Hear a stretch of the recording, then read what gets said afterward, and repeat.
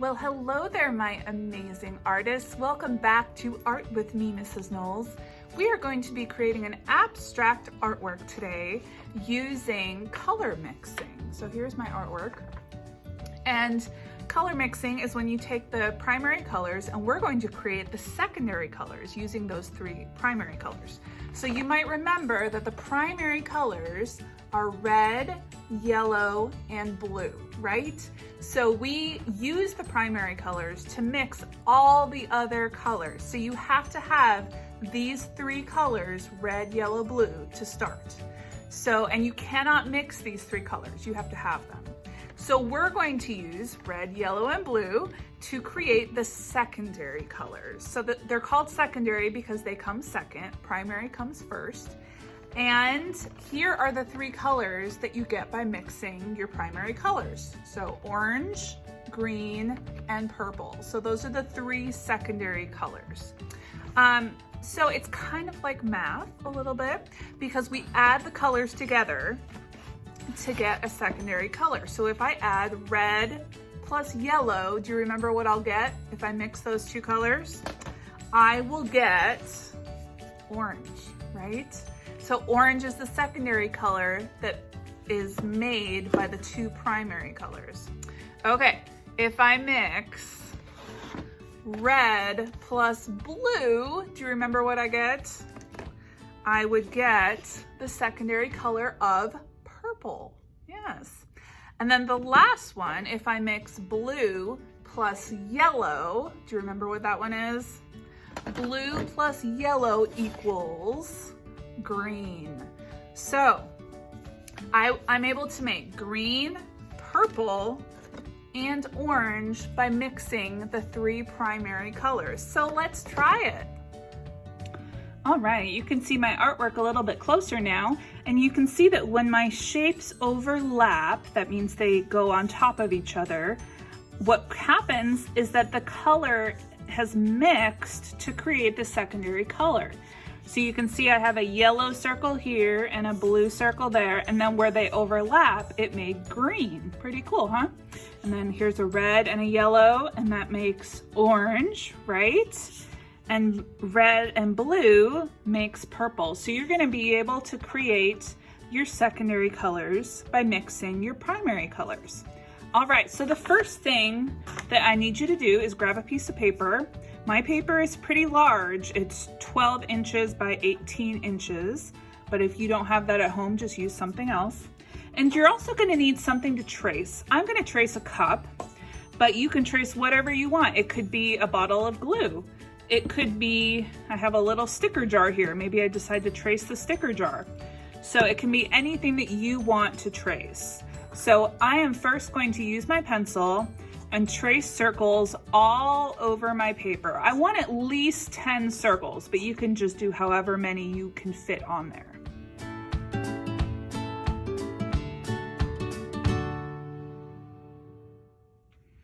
Okay, so remember that when you're tracing, you want your shape to overlap, right? That means that one shape is a little bit on top of the other shape, like you're making a shaped sandwich.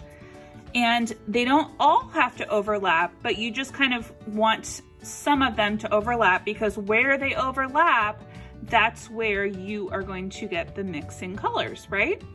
Okay, so once you have your shape traced all over your paper, then you're gonna use a Sharpie to draw a black line. If you're doing this with us at home and you don't have a Sharpie, well, that's okay. You don't have to have a black line, right? As long as you have the pencil lines, you should be good.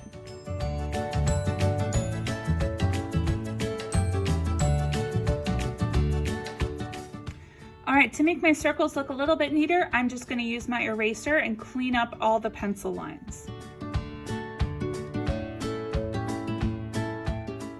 All right, we are ready to start adding some color. Now, I am going to be using watercolors for this. And if you are a student in my class, you're also going to use your watercolors. But if you are doing this with us at home and you don't have any watercolors, or you can't find them or you can't use them, you can also try using oil pastels, colored pencils, or even crayons will work. So you just follow the same steps, but instead of using paint, you would use that other thing, okay? So my students in my class, we're gonna use some paint. All right, now remember that we are only using the 3 primary colors, which are what? Red, yellow, and blue, right? Okay, so I have got my water here. I have got my paintbrush. Remember, when you use your paintbrush, you wanna keep, if you have a handle, put your fingers on the handle or right above that metal part. You don't wanna hold it way up here because then you don't have enough control. Okay, so here is my blue, here is my yellow, here is my red. So I'm not gonna be using all the colors, just those 3 colors. So if you're using a different material at home, like if you're using colored pencils or oil pastels, all you need is the red, the blue, and the yellow. Okay, I'm gonna start with yellow, and I counted how many of these that I have, and I actually have 14 circles. So I'm going to start by painting 5 circles yellow. And I'm not gonna paint them all together. I wanna spread them out all over. So I don't wanna have yellow touching yellow. No, that's not good, because then the color that mixes is just gonna be yellow, right?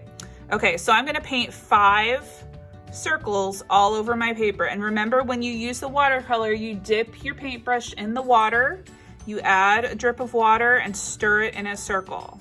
The more drips of water that you add, the lighter that your color is going to be, right? All right, let's paint those 5 circles.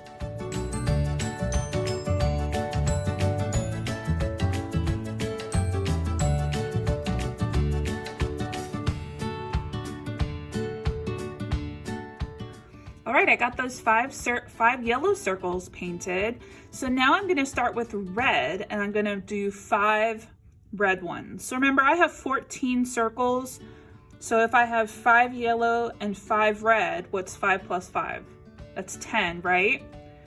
And so I would have 4 more to do with my blue. So I'm trying to kind of evenly distribute them so that I have enough colors to go around. So I'm gonna start with my red, and I'm gonna show you over here what happens. So let's wash the paintbrush, wash, wash, wash. All right, let's add a little bit of water to the red. So this is when your colors are going to start mixing. So I'm going to paint the red onto this one. So this whole circle is gonna be red, but first I'm gonna paint the part that is just red. And then I'll add it into the yellow. Now, one thing that's really important to know is that yellow is what I like to call a weak color. Red and blue are very strong colors. So that means that when you mix the colors together, you want to have a lot of yellow and just a little bit of red or blue. Because red and blue are such strong colors, you can imagine them flexing their muscles. Okay, I'm not even gonna wash my paintbrush. I'm just, because there's still a little bit of red on there, I'm just gonna take it and add it into this yellow part. And you can probably see it's making orange, isn't it? Very cool.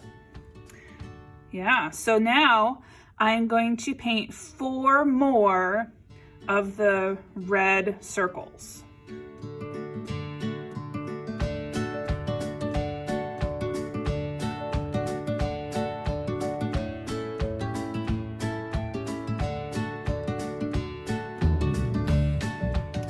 All right, I'm ready for my last color, which is going to be blue, right? That's the primary color that I am missing. So I'm gonna do blue for this circle, up here, down here, and over there. So let's do this one first because it looks a little bit more tricky, doesn't it? All right, gotta wash my paintbrush. Now this one is my blue. You gotta be careful when you're only using 3 colors, not to mix the colors up. Okay, so I'm gonna first do the blue on this little part where it's not mixing any colors. And then I'll finish by mixing the colors. You tell that this one is actually touching 3 different circles. It's cool, isn't it? Okay, so again, I'm gonna take my paintbrush. I'm not gonna wash it off yet, and I'm just going to mix it in the yellow. What did it make? Can you tell? It is green. Okay, let's do the other yellow one. I have a little bit of extra paint right there. I'm gonna scoop it up. This is still part of my blue circle, right? Wow, it's a nice green. Remember, yellow is a weak color, so you just wanna add just a little bit of blue. Okay, now I gotta finish those 2 parts as well. So let's see. I'm gonna scoop up some of this paint. Oh my goodness. Can you tell this is actually 3 colors overlapping? Because it's 3 different circles overlapping. So this little part right here is part of the blue, the yellow, and the red. So did you know that when you mix all 3 primary colors, you will get brown? Yeah. Okay, so I need to add some blue here. Now red and blue are both strong colors. So that means you can use them both pretty much equally because they're both strong. Look what's happening. That looks like purple to me. What do you think? So cool. Okay, I'm gonna finish my other 3 blue circles.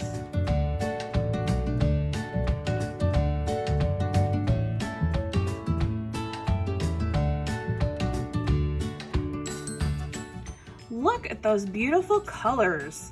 I see primary colors and I see secondary colors. Now, if you want to take this a step further, you could really jazz up the background. You could add some designs or patterns. Once this is dry, you could even take your Sharpie and add designs on top of your different colors. These look kind of like bubbles, don't they?